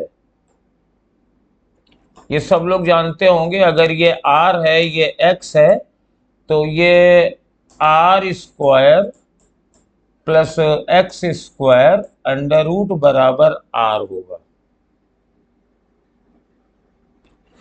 तो बस मेरा काम बन गया। अब मैं क्या करूंगा, म्यू नॉट अपॉन 4 पाई लिखूंगा, 2 पाई एन आई लिखूंगा, यहां आर का स्क्वायर लिखूंगा और इसको आर क्यूब लिख दूंगा। भाई ये पावर 3/2 है ना, तो इसका मतलब है R square plus x square under root की पावर 3। अब ऊपर नीचे क्या करते हैं, ऊपर नीचे हम आर से गुणा कर देते हैं। ये आर हो गया, ये आर हो गया, तो अब बना क्या, mu naught upon 4 pi 2 pi N I upon R, और ये आ जाएगा आर अपॉन आर का होल क्यूब। ये आर क्यूब बना, ये स्मॉल आर क्यूब बना। अब देखिए हमारे पास ये आर और ये आर साइन थीटा है, तो I can write mu naught upon 4 pi 2 pi N I R upon sine cube theta, यानी फर्स्ट आंसर है इसका। और कई बच्चों को यह फॉर्मूला इस फॉर्म में भी याद होगा, मुझे मालूम है। और एक फॉर्मूले को कई तरीके से लिखा जा सकता है, तो बेसिकली ये फॉर्मूला ही पूछा गया था, बस उसमें एक्स ना लेकर के थीटा ले लिया गया था। तो यहाँ पर एक सिंपल तरीका और भी है। अगर आप ऐसा नहीं करना चाहते हैं, आपको ये एक्स हटाना है, तो यहाँ पे आप क्या कर सकते हो, एक्स आपको मालूम है कि आर अपॉन एक्स बराबर tan थीटा है, तो x की जगह आर कॉट थीटा रख दीजिए और सिंप्लीफाई कर दीजिए, तब भी आंसर आ जाएगा। ये आर स्क्वायर बाहर चला जाएगा, 1 प्लस कॉट स्क्वायर थीटा ये हमारे पास नीचे आ जाएगा और आंसर आ जाएगा। उससे भी बहुत जल्दी से आ सकता है। जैसे जो बच्चे अगर उस तरीके से करना चाहें तो लेट मी प्रोसीड। मैं एक और तरीका बता देता हूँ। ये म्यू नॉट अपॉन 4 पाई है और 2 pi N I R square upon R square, और बस अब हम क्या करेंगे, x की जगह आर कॉट थीटा रख देंगे, तो ये हो जाएगा R square cot square theta whole to the power 3/2। अब देखिए mu naught upon 4 pi common लिया, 2 पाई एन आई लिखा, ये आर स्क्वायर है, और यहां से बेटा आर स्क्वायर कॉमन ले लो, तो आर स्क्वायर कॉमन लोगे तो ये 1 प्लस कॉट स्क्वायर थीटा बनेगा, और इसकी पावर तो 3/2 है ही। तो जब यहाँ पावर बैठा लोगे तो ये आर क्यूब बन जाएगा, और 1 प्लस कॉट स्क्वायर थीटा होता है कॉसिक स्क्वायर थीटा, तो ये कॉसिक क्यूब थीटा बन जाएगा। तो नीचे आ गया R cube cosec cube theta, तो ये आर स्क्वायर से आर कट गया, और 1 अपॉन कॉसिक थीटा का मतलब साइन थीटा होता है। तो I can write like this also, 2 pi N I upon R और साइन क्यूब थीटा। तो हमारा जो पिछला वाला सॉल्यूशन था उसमें मैंने मैनिपुलेट किया था, और ये थोड़ा मैथमेटिकल अप्रोच है, शायद आपको अच्छे लगे। फार्मूले में देखिए एक्स नहीं था, फार्मूले में देखिए एक्स नहीं था, इस पूरे फार्मूले में एक्स नहीं है, थीटा है। तो मेन फार्मूले में से आर बाई एक्स बराबर tan थीटा से आप x की वैल्यू सब्स्टिट्यूट कर दीजिए, सीधे सीधे आंसर आ जाएगा। A second harmonic has to be generated in a string of length L। तो ये स्ट्रिंग है, लेंथ L है, रिजिड सपोर्ट पर सपोर्ट है, यानी इन दोनों जगहों पर नोड बनेगा। 2 points where the string has to be plugged and touched are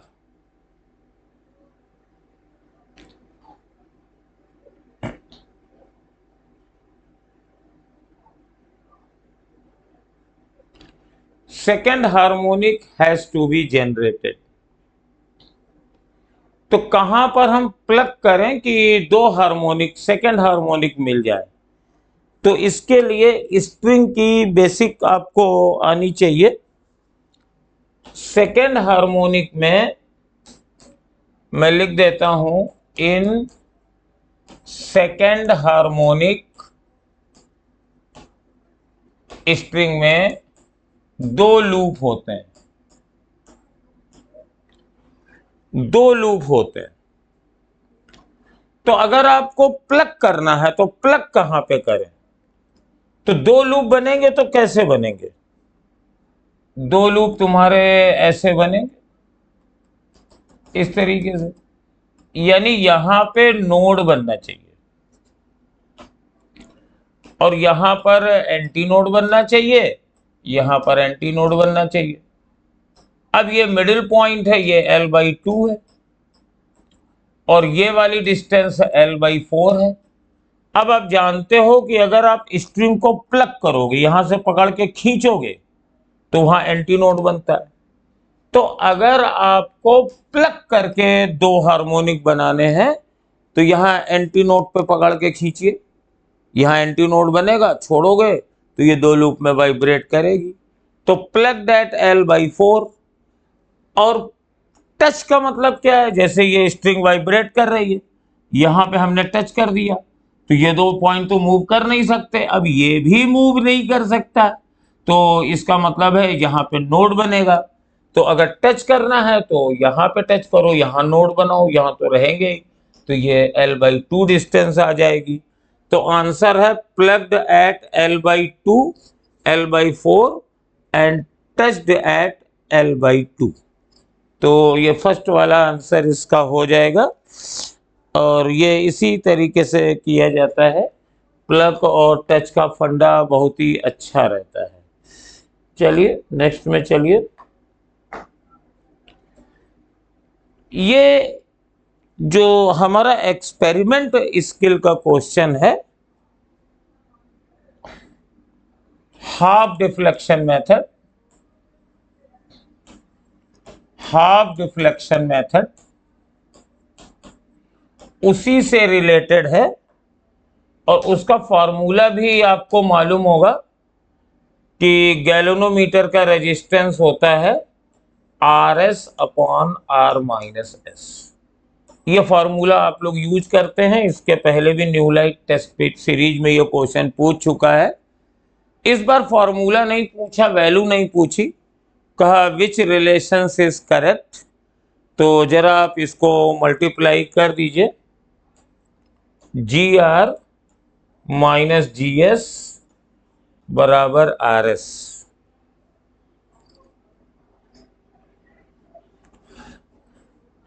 तो G R is equal to G S plus R S. तो इसको बदल देते हैं, जी आर को आर जी लिख दिया और एस कॉमन ले लिया, तो आर प्लस जी मिल गया। तो इस इक्वेशन को सिंप्लीफाई करने पे ये मिल रहा है, और ये सेकंड वाला ऑप्शन है, इसलिए यही सेकंड सही है। ये भी एक तरीके से फार्मूला पूछा है सर ने, और आपको देखना चाह रहे थे कि ये फार्मूला याद है कि नहीं। वैसे आपको एडवाइस ये है कि एक्सपेरिमेंट तो वैसे बहुत ज़्यादा है, लेकिन एक्सपेरिमेंट में जो आपके पास इम्पॉर्टेंट है, एक है वर्नियर कैलिपर्स के क्वेश्चन, एक है स्क्रू गेज के क्वेश्चन, और एक ये हाफ डिफ्लेक्शन मेथड के क्वेश्चन। इस पे बहुत ज़्यादा आएंगे, आ सकते हैं, आने की प्रोबेबिलिटी ज़्यादा है।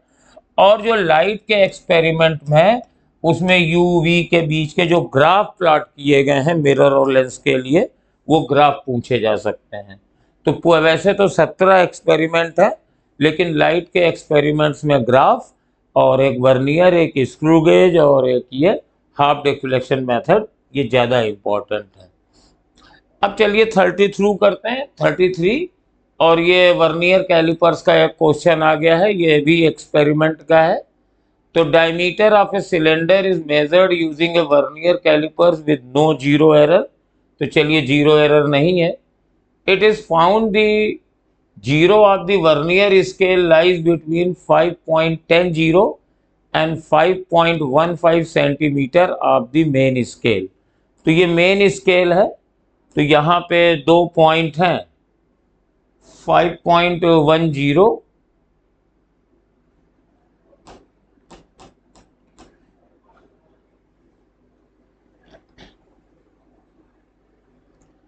And 5.15।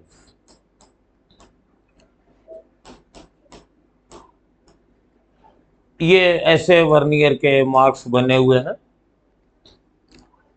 The vernier scale has 50 divisions equivalent to 2.45 centimetre. तो 50V वर्नियर के डिवीजन को मैंने V मान लिया, और इक्विवेलेंट टू 2.45 सेंटीमीटर है। तो वर्नियर का डिवीजन कितना हो गया, एक 2.45 अपॉन 50 कर दीजिए, और इसको 2 से मल्टीप्लाई कर दीजिए, 490 और बटे 100।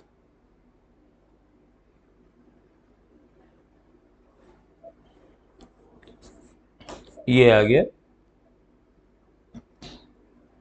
2.45 अपॉन 50, 2 से मल्टीप्लाई किया तो 4.90 अपॉन 100, मतलब 0.049 सेंटीमीटर आपके वर्नियर स्केल की डिवीजन है। और मेन स्केल डिवीजन कितना है ये आप जान ही रहे हैं, ये 5.10 है, ये 5.15 है, तो माइनस करिए, तो 0.05 ये मेन स्केल डिवीजन है। बस आपको इसमें थोड़ा सा नया क्वेश्चन लगेगा।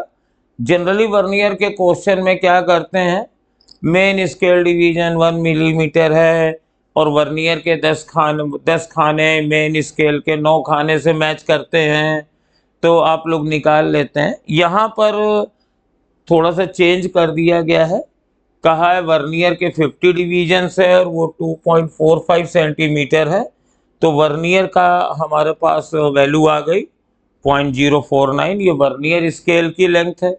मेन स्केल में 2 खाने दे दिए गए हैं, तो ये निकल आया, और देखो लीस्ट काउंट भी निकल आया, वो S - V होता है। तो 0.05 में से 0.049 घटाते हैं तो ये 0.001 सेंटीमीटर आ गया। तो ये लीस्ट काउंट आ गया। बस अब हमारी कहानी खत्म। वर्नियर का जीरो इन दोनों के बीच में है कहीं, तो मेन स्केल रीडिंग हो गई 5.10 और प्लस 24वां खाना मैच कर रहा है तो 24 इंटू 0.001, तो 5.10 प्लस 24 और ये 0.024, तो इसको जोड़ दीजिए 421 5.124 सेंटीमीटर। ये क्वेश्चन लिया गया है कहीं से, थोड़ा सा या बदला गया है, बिल्कुल वही चीज थी, बस पका पकाया नहीं दिया गया था। ये देखिए, ये आपका पुराना क्वेश्चन है। Force F, length L and time T are measured to be fundamental units and fundamental unit dimensional formula of mass निकाल सकते हैं। तो आप मास बराबर मान लो F की पावर x, लेंथ की पावर y और टाइम की पावर z। तो सबकी वैल्यू रख दो, सबकी डायमेंशन रख दो। mlt माइनस 2 की पावर x, l की पावर y और t की पावर z। पहले m की पावर कैलकुलेट करो, तो इधर 1 है m की पावर, इधर x है, x बराबर 1 आ गया। इसके बाद लेंथ की पावर कैलकुलेट करो, लेंथ तो इधर है नहीं, इधर x है और इधर y है, लेकिन x बराबर 1 मालूम है तो y बराबर -1 आ गया। टाइम की पावर कैलकुलेट करो, इधर t नहीं है तो 0 और -2x प्लस z आ गया, तो z बराबर 2x आ गया और x की वैल्यू 1 थी तो z बराबर 2 आ गया। तो f की पावर 1 और l की पावर -1 और z t की पावर z है तो ये 2, तो FL -1 t²। तो ये पहला ही आंसर आ रहा है, FL -1 t²।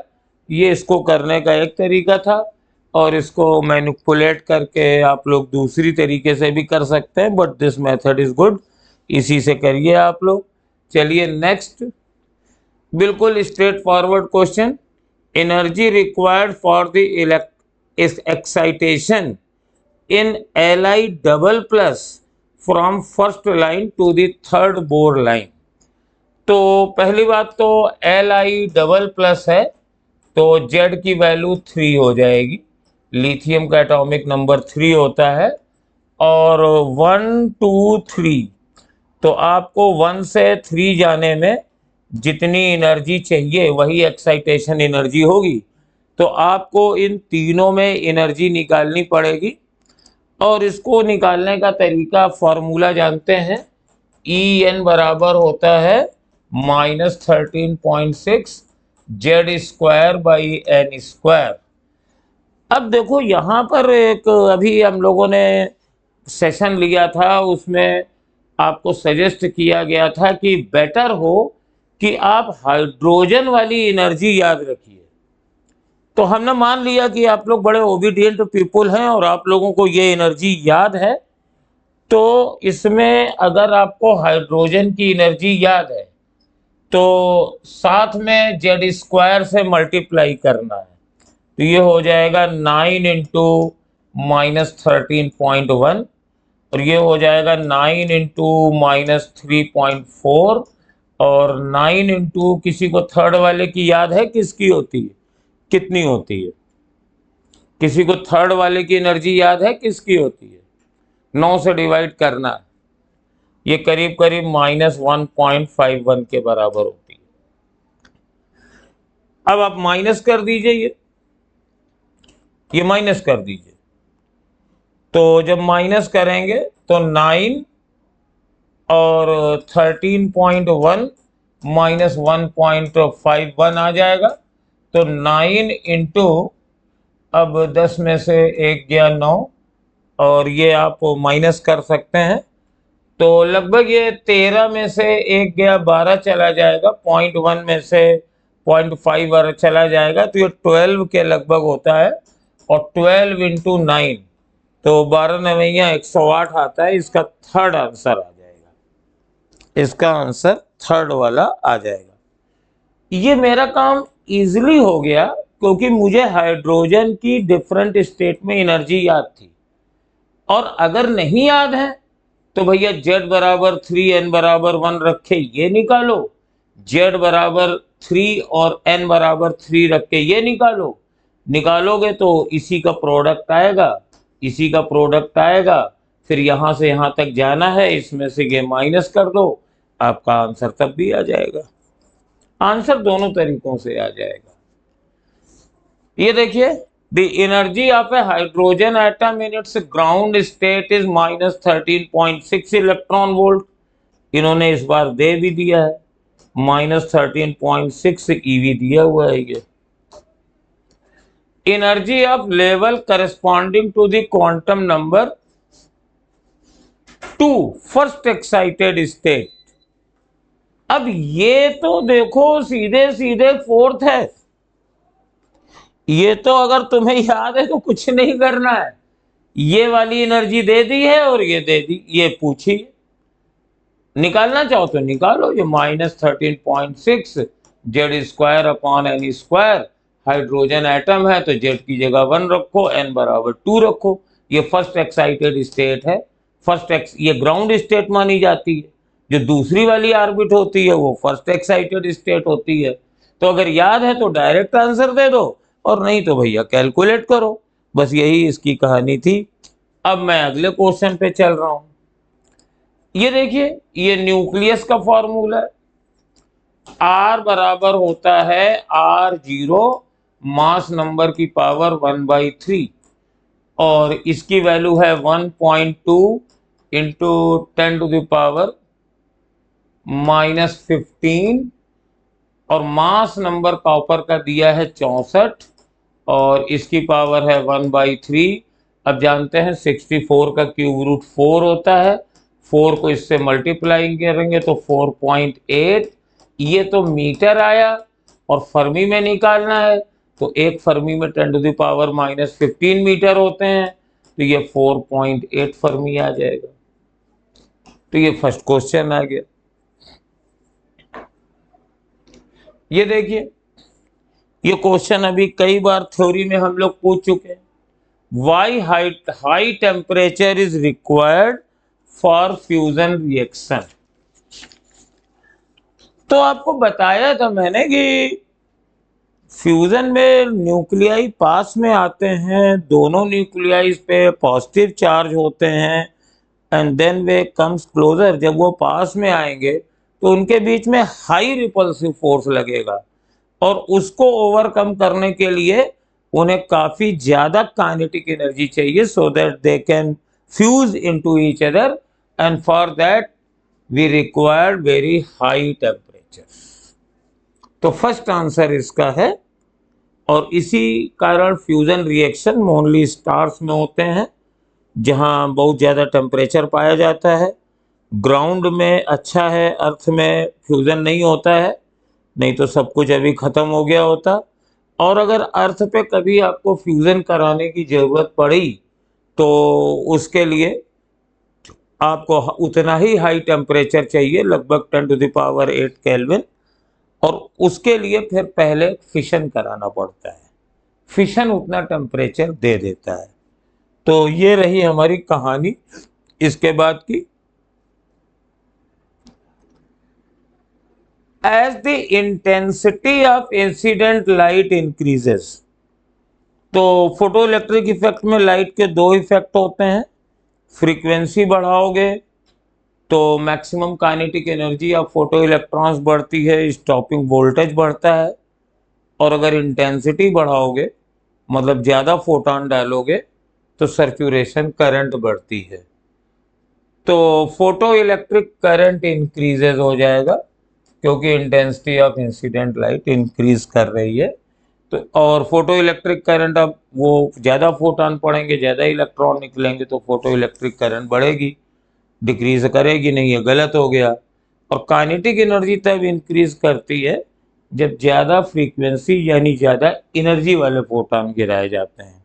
ये दोनों effect of frequency and effect of intensity, ये दोनों ही बड़े इम्पोर्टेंट हैं। ये दोनों आपको कभी भी कहीं भी पूछे जा सकते हैं।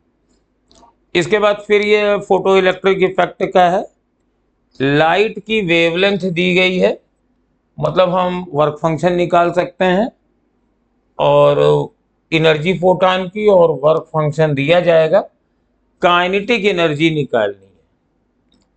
तो काइनेटिक एनर्जी, और ये मैक्सिमम काइनेटिक एनर्जी होगी। तो पहले तो एनर्जी, तो 12,400 अपॉन 5,000 कर दीजिए और माइनस वर्क फंक्शन 1.9 कर दीजिए। तो अब ये कितना आएगा ये निकाल लीजिए, इसको तुम्हें डिवाइड करना पड़ेगा 24,800। ये मैंने क्या किया, कुछ नहीं किया, ऊपर नीचे 2 से गुणा कर दिया तो ये 10,000 आ गया, तो यहाँ डेसिमल लग गया माइनस 1.9, तो ये आ गया 2.48 माइनस 1.9। तो 8 में से 0 गया 8 और 4 में से 9 गया तो ये 5 आ जाएगा। तो 0.58 इलेक्ट्रॉन वोल्ट ये है। बहुत ही आसानी से कैलकुलेशन हो गया। ये फार्मूला आपको मालूम ही होगा, अगर इलेक्ट्रॉन की वेवलेंथ फोटॉन की एंगस्ट्रॉम में हो तो इलेक्ट्रॉन वोल्ट में एनर्जी, अगर आप hc अपॉन लैम्डा रखोगे तो लैम्डा मीटर में होनी चाहिए, एनर्जी जूल में निकलेगी।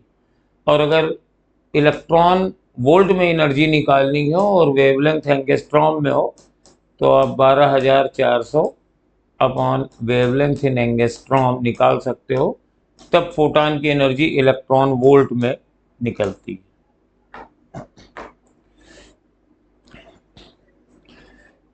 A capacitor is charged by a battery. Battery is removed and another identical uncharged capacitor is connected in parallel. The total electrostatic energy of resulting system increase by a factor of 4, decrease by a factor of 4, remains the same or increase by the factor of 2। तो यहाँ पर मैं आपको बताऊं कि मैं कह दूंगा आंसर यही सही है, क्योंकि जब भी दो कैपेसिटर्स जोड़े जाते हैं तो उनके बीच में हमेशा एनर्जी का लॉस रहता है। तो इंक्रीज तो किसी हालत में नहीं करेगी और सेम भी नहीं होगी, लॉस रहेगा। और चूंकि डिक्रीज किसी और ऑप्शन में है नहीं तो यही मेरा सही आंसर हो जाएगा। लेकिन अब आपका तो नीट में क्वेश्चन बस इतनी लॉजिक से हो जाएगा, लेकिन करना भी आना चाहिए, तो मैं आपको करता हूं। तो सपोज बैटरी का ईएमएफ मैं ई मान लेता हूं और कैपेसिटर की कैपेसिटी सी मान लेता हूं। तो जब इसको जोड़ा जाएगा तो सीवी चार्ज आ जाएगा और कैपेसिटर की इनिशियल एनर्जी आ जाएगी U बराबर हाफ CV स्क्वायर या half Q square by C, ये इनिशियल है। और जब बैटरी को हटा दिया गया और दूसरे कैपेसिटर को जोड़ दिया गया तो चार्ज रीडिस्ट्रीब्यूट हो जाएगा इस तरीके से कि वोल्टेज बराबर हो। मतलब पहले ये चार्ज था, ये अनचार्ज था, अब चार्ज इस पे भी आ जाएगा, दोनों के वोल्टेज बराबर हो जाएंगे। तो मतलब इन दोनों सिस्टम पर टोटल चार्ज Q ही है, लेकिन इन दोनों की कैपेसिटी 2C है, तो final energy half Q square upon 2c हो जाएगा। तो final kinetic energy will be half of the initial kinetic energy will be decrease by A factor of 2। ये हमने इसलिए निकाला है कि ये फैक्टर भी आ जाए आपको समझ में कैसे निकालेंगे, बट क्वेश्चन करने के लिए देखिए यह किसी कैलकुलेशन की जरूरत नहीं थी। इसके बाद फिर आ गए हम magnetic field at A distance r from a long wire carrying current I is 0.4। तो लॉन्ग वायर है और r डिस्टेंस पर ये B1 दिया हुआ है, B1 बराबर 0.4 और डिस्टेंस 2r पे। तो इसका फॉर्मूला लिखिए, फॉर्मूला होता है म्यू नॉट अपॉन 4 पाई और 2I बाई r।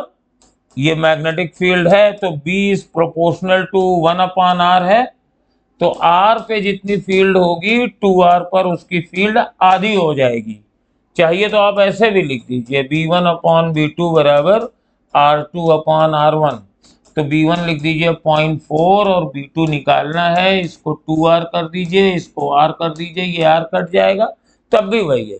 ये ऐसे समझिए डिस्टेंस डबल हो गई तो फील्ड आधी हो जाएगी। तो 0.4 के बदले में 0.2 टेस्ला ये आ जाएगा। चलिए नेक्स्ट क्वेश्चन पे आते हैं।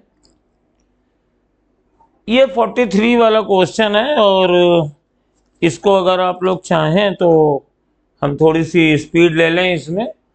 एक्चुअली जो लीनियर वेलोसिटी की वैल्यू होती है वो बेटा ओमेगा क्रॉस आर होती है। मैक्सिमम जनता इसको r क्रॉस ओमेगा करके इसको गलत कर देगी,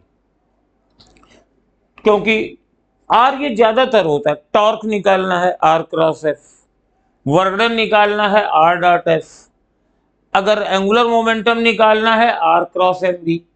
तो ज्यादातर क्रॉस प्रोडक्ट में r पहले आता है, लेकिन लीनियर वेलोसिटी में ओमेगा पहले आता है और हमें लेना पड़ेगा इसका क्रॉस प्रोडक्ट। तो I J और K और ये 3 माइनस 4 और 1 और ये 5 6 5 माइनस 6 और 6। अब देखिए हम आपको कुछ क्लेवर चीज़ें बता रहे हैं। यहाँ पर देखिए I के कॉफिशिएंट जो है वो सब अलग अलग 6 6 4 हैं, J के 13 13 हैं, K के कॉफिशिएंट सब अलग है, -3 +2 +6 +8। तो हम इसका K वाला फैक्टर निकाल लेते हैं। तो ये हो गया 6 3 18 -18 और माइनस माइनस प्लस 4 पंचे 20, तो ये आ जाएगा 2। तो ये सेकंड वाला आंसर 43 का हो जाएगा। 43 का आंसर सेकंड वाला आ जाएगा। ये मैंने काम चोरी करी, हमने इसको थोड़ा सा देखा, हमने कहा यार K वाला जो कॉफिशिएंट है वो चारों में अलग है। तो हमने वैसे तो करने का तरीका ये है I लिखो फिर दिस इंटू दिस माइनस करके I का कॉफिशिएंट फिर J का फिर K का, लेकिन हमने खाली K का निकाल दिया और हमारा टाइम बच गया। आप चाहो तो पूरा निकाल के लिखो, उसमें 2 मिनट लगेंगे। इसके बाद आइए ये देखिए, ये बेटा फॉर्मूला है, एक्चुअली ये फॉर्मूला है और ये वैल्यू आती है r बराबर 4√h1h2। अगर ये कोई प्रोजेक्टाइल है, अगर ये थीटा से फेंका जाता है और एक बार 90 माइनस थीटा, सॉरी फिगर थोड़ी सी वैसी बन गई, एक बार थीटा से फेंकते हैं और एक बार 90 माइनस थीटा से फेंकते हैं, तो ये h1 है, ये h2 है और ये रेंज है। तो बेटा रेंज और 4√h2 ये रिलेशन होता है और अगर आप प्रूव करना चाहें तो कर सकते हैं। r बराबर होता है u square sine theta cos theta into 2/g। मैंने साइन 2 थीटा को ऐसे लिख दिया है और h1 होगा u square sine square theta upon 2g और h2 होगा u स्क्वायर अब साइन 90 माइनस थीटा का स्क्वायर कॉस स्क्वायर थीटा हो जाएगा।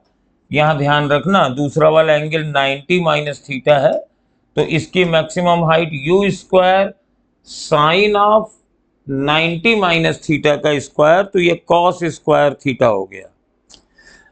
अब बस आपको कुछ करना नहीं है, ये r है, ये मेरे पास 2 है। देखो u साइन थीटा की वैल्यू है √2gh1 और u cos थीटा की वैल्यू है √2gh2 और नीचे मेरे पास ये g है। तो ये g है तो √g दोनों वाले कट गए, √2 इंटू 2 ये 4 आ गया और √h1h2 है। इसी तरीके का अगर ये टाइम पीरियड t1 और t2 हो तो r बराबर एक फॉर्मूला ये भी होता है हाफ g t1 t2। दोनों के टाइम ऑफ फ्लाइट्स अलग होंगी, दोनों के मैक्सिमम हाइट अलग अलग होंगे, रेंज सेम होगी। तो ये दो फार्मूले बड़े पॉपुलर हैं, एक रेंज वाले और एक हॉरिजॉन्टल वाले। इसको मैंने h वाला प्रूव कर दिया है।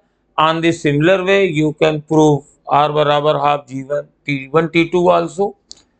Work done in adiabatic change in a gas depends only on, तो एडियाबैटिक प्रोसेस में Q0 है और -W is equal to delta U, तो W बराबर -डेल्टा U होता है। और अगर ये आइडियल गैस है तो डेल्टा U ओनली टेम्परेचर पे डिपेंड करता है, तो ओनली चेंज इन टेम्परेचर पे डिपेंड करेगा। ये इसकी लॉजिक थी। चलिए नेक्स्ट क्वेश्चन पे आते हैं। ये यंग डबल स्लिट का है, बहुत पुराना है और PYQ का है। In a Young double slit experiment using monochromatic light of wavelength lambda, the intensity of light at a point on the screen where path difference is λ1 is k. What is the intensity of light at a point where path difference is λ/3? तो यहां पर हम एक formula use करेंगे,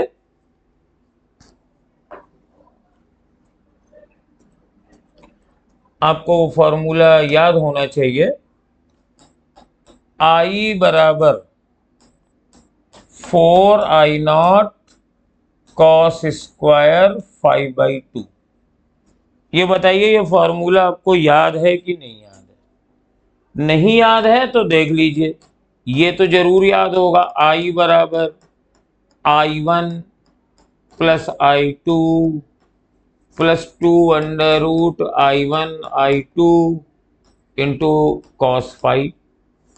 तो यहां से 2I0 common ले लो, ये 1 प्लस cos 5 आ जाएगा और इसको करोगे तो ये 4I0 cos स्क्वायर 5/2 आ जाएगा। ये पहली बात हुई। और बेटा फाई बराबर होता है 2π/λ इंटू पाथ डिफरेंस। तो पहले केस में जब पाथ डिफरेंस लैम्डा था तो 2π/λ इंटू डेल्टा एक्स भी लैम्डा, तो φ1 की वैल्यू 2π थी।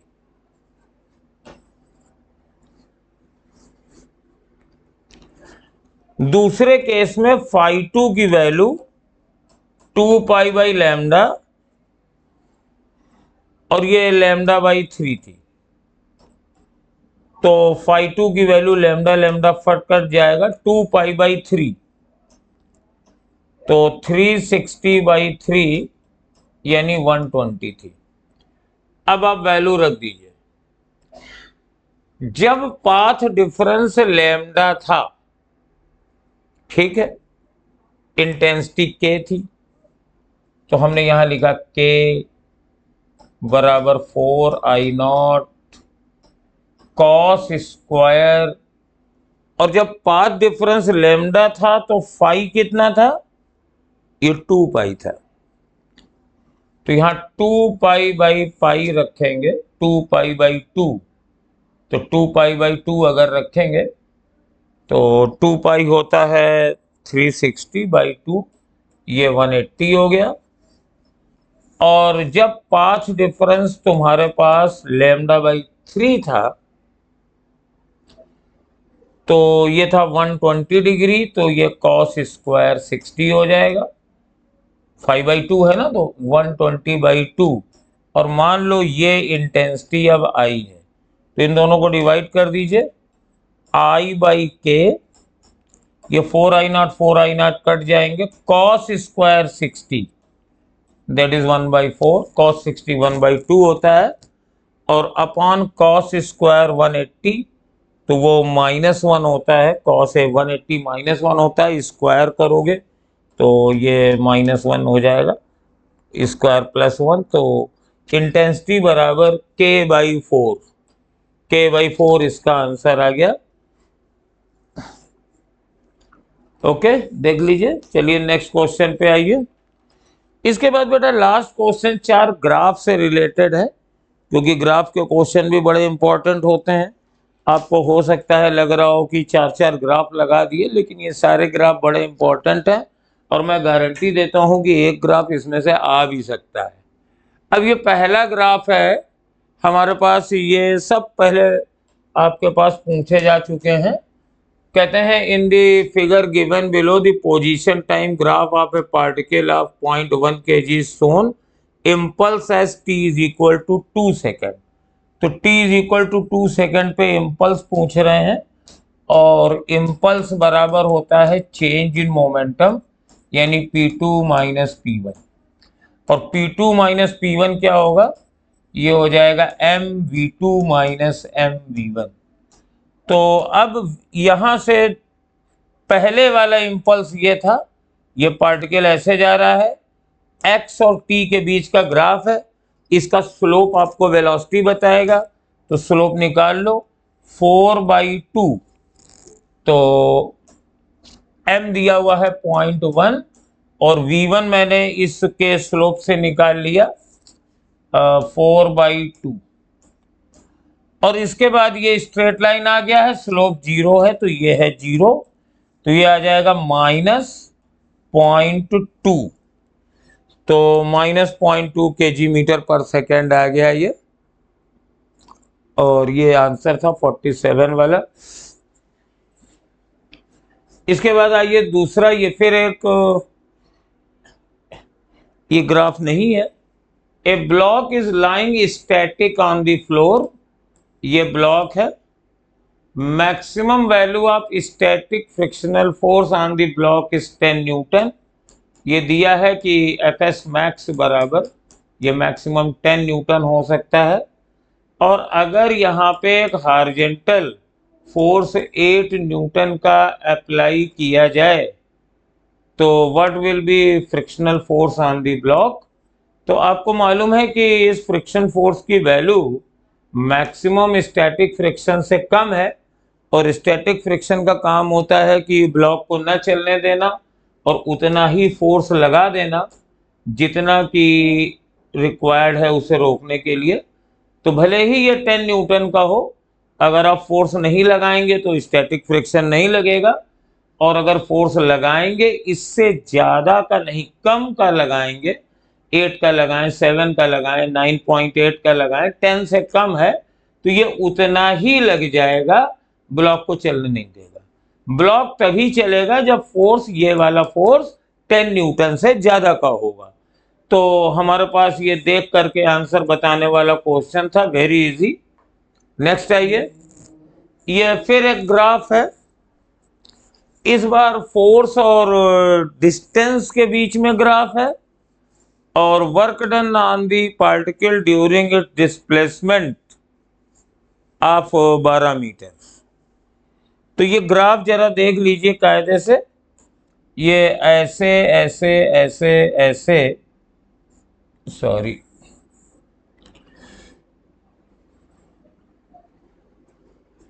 ये मैं बुक से देख लेता हूं कैसा है।